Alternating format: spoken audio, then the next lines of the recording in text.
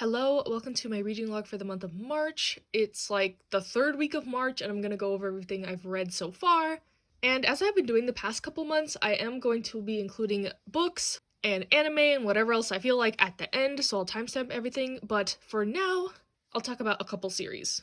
So first, I read volume 3 of The Girl with the Senpaku Eyes. This continues to be one where I kind of just chuck it in order when I need to hit free shipping or there's a Dempa sale or something. And I always say that I don't love it, but that might have changed in this volume. You just have to go into it knowing that this is just a very cute, very fluffy, very simple series about a girl who likes this guy. She kind of has a more like scary appearance, but deep down she's just a typical teenage girl. Very cute mannerisms that she only really displays in front of her best friends, but this guy likes her as well. And this volume is the school trip.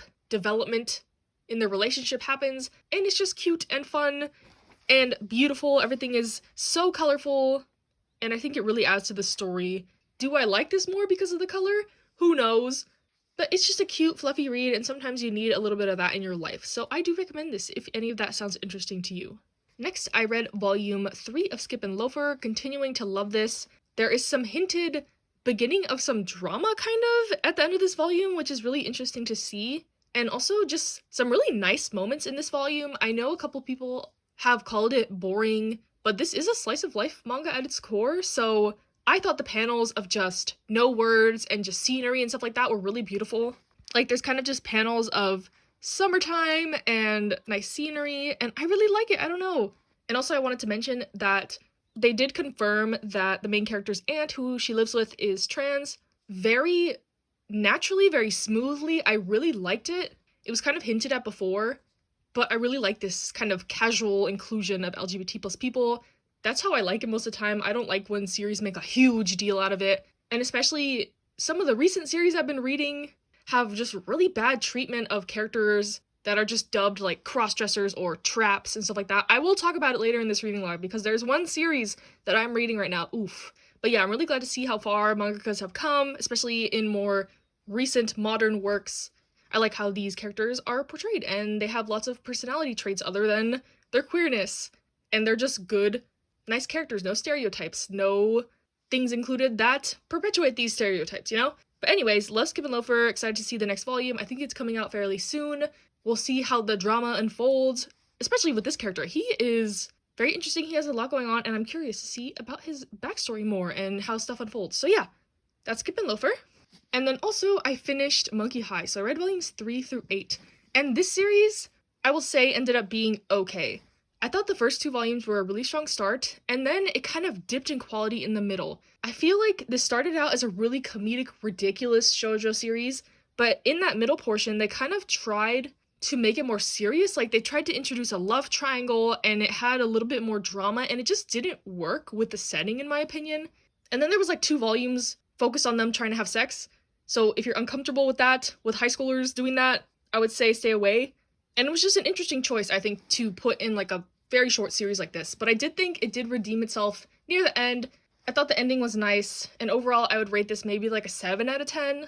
I had high hopes for it. I do still really like the characters, but the just confusion of what the series was trying to be in the middle portion was very odd.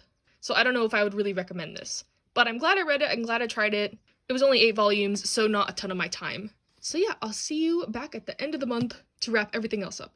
Hello, it's the end of March, and I'll go over everything else I read in the month and watched and whatever. Starting with Aka 13, so I finished this, I read it from volumes 1 to 6, and I am so happy I read this. I love this manga. I already knew I liked the anime, but it was such a treat to read this in manga form. I love everything Natsume Ono puts out that I've read, so I'm not surprised, but this is probably one of the most fleshed out of her works I've read.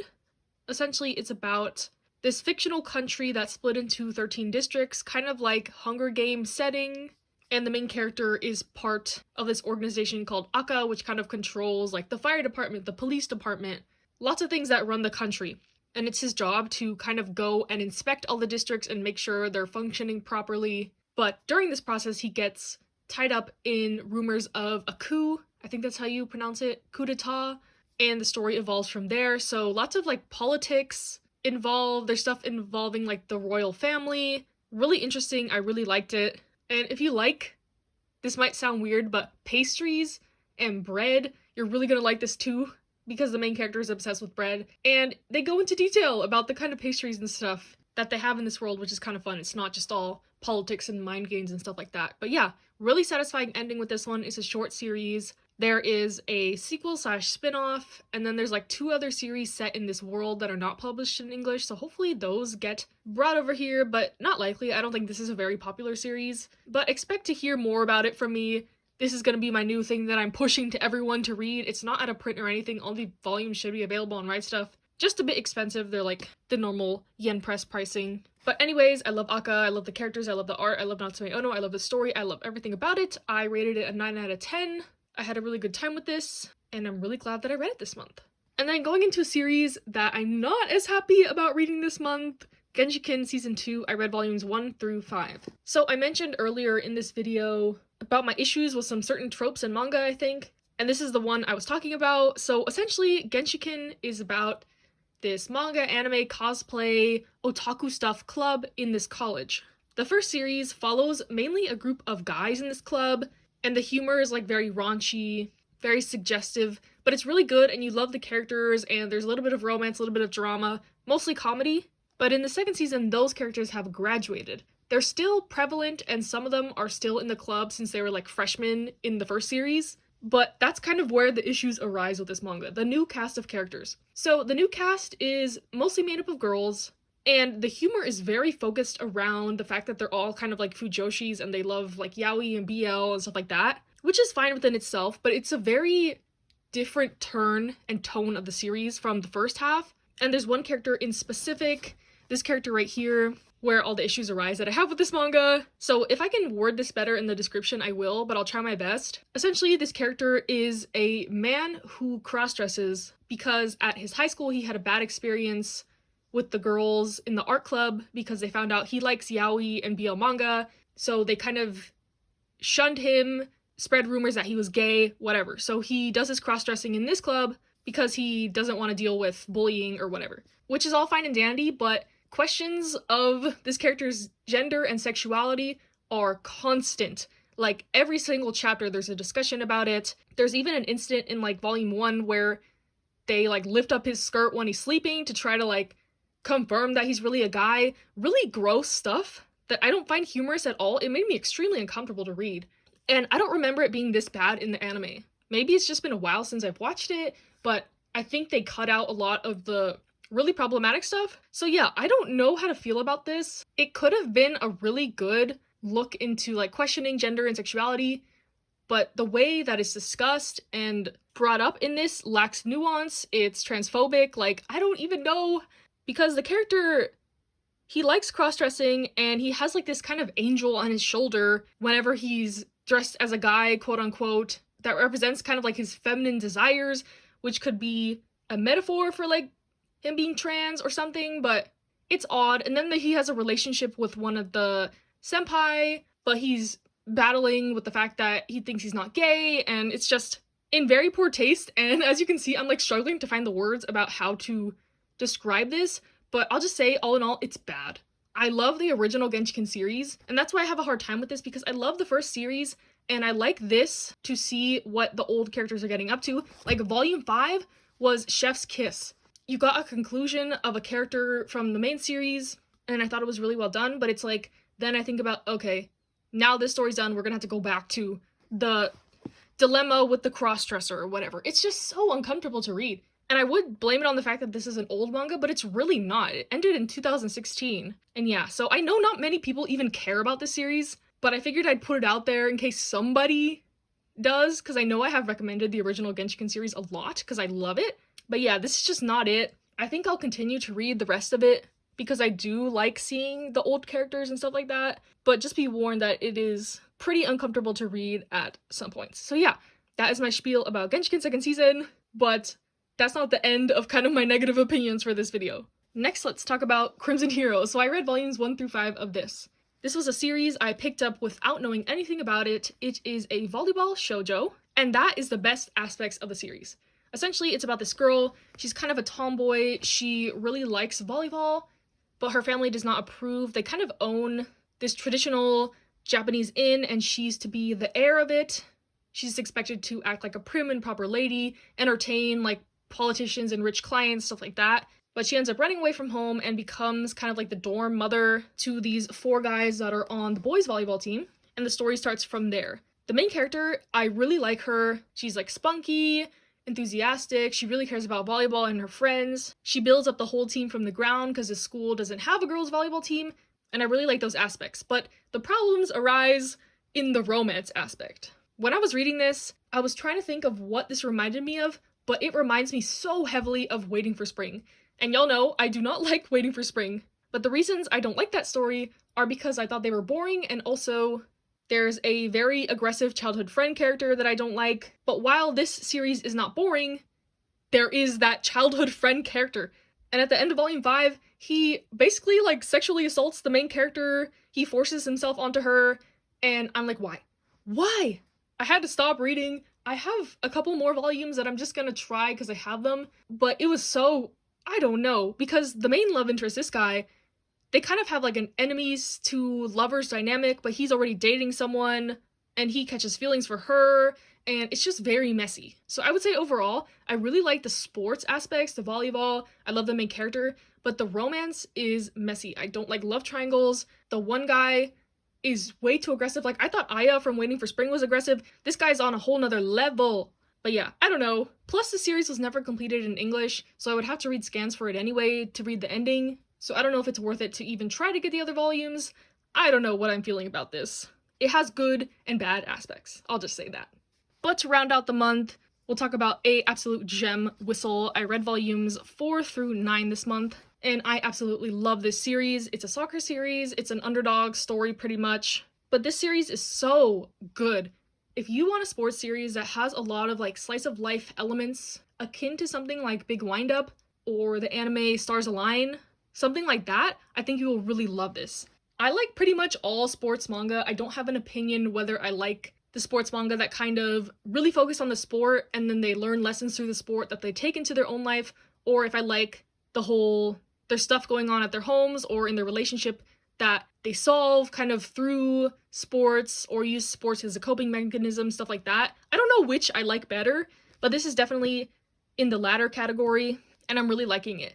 It's such a realistic story. I love all the characters, and yeah, I'm just really loving it. I'm excited to keep reading this, and I highly recommend this. I don't hear a lot of people talking about it, but yeah, Whistle. If you want something with great character development, not just reliant on the sport of soccer itself, I would highly recommend.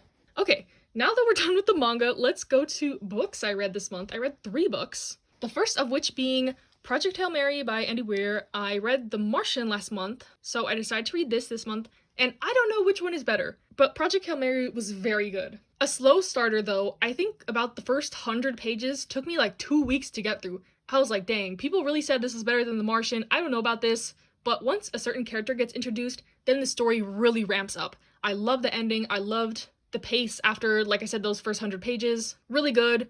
The synopsis, I would say, is this guy. He wakes up from a coma. He's on a spaceship, not even in our solar system, and he doesn't know why or what or where or who or what's happening, and he has to figure it out.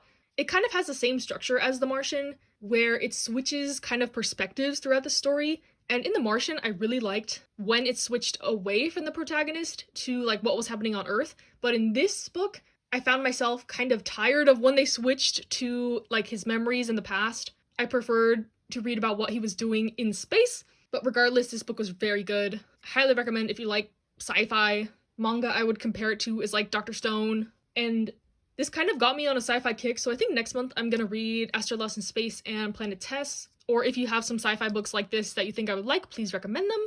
Next, I read People We Met on Vacation, or I listened to it rather. I got a promotion at work, and the new site I have to work at is an hour away from my house, so I have a 2-hour commute every day now, and I figured I needed to start getting on that audiobook grind, so I read this one off some recommendations, and sadly, I did not like it very much. This was my first delve into like an adult romance book. Since I haven't been reading for like 10 plus years, I'm kind of sampling lots of different genres and authors and types of books, and I'm glad I'm kind of weeding out what I don't like, but this book is basically about these 2 friends who go on vacation every year, but the story starts where they haven't spoken for 2 years because of a fallout they had on their last vacation. The main character wants to reconcile with him, so she ropes him into a vacation to try to fix everything. And overall, this book was very cheesy, very tropey. These so-called friends obviously fall in love. They've had these suppressed feelings for 10 years, whatever. And usually I love childhood friends or friends to lovers tropes. That's like my favorite thing.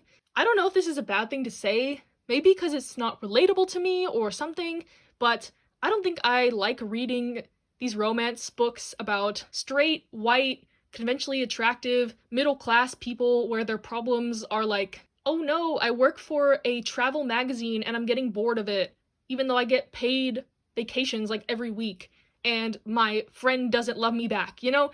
It's not relatable, it's not interesting, and yeah, I ended up rating it like a 3 out of 5. It was alright. I don't know why I didn't realize there would be like a sex scene in this either, because it's an adult romance book, but that was like the most uncomfortable experience listening to that in my car in traffic. I was just sitting there at the wheel like, oh my gosh. I was so tempted to like skip it, but you know, I kind of learned my lesson. So now I know. It just was not for me, and that is okay. But the next book I read was also romance, and it was Crazy Rich Asians. So I think everyone pretty much knows the movie. I like the movie alright. My main gripe with the movie is I didn't feel chemistry between the main characters, and that still kind of carries on into the book. It's basically about this girl who is dating this guy. She's never met his family or his parents, and he proposes that they go on a trip to Asia for the summer for his best friend's wedding.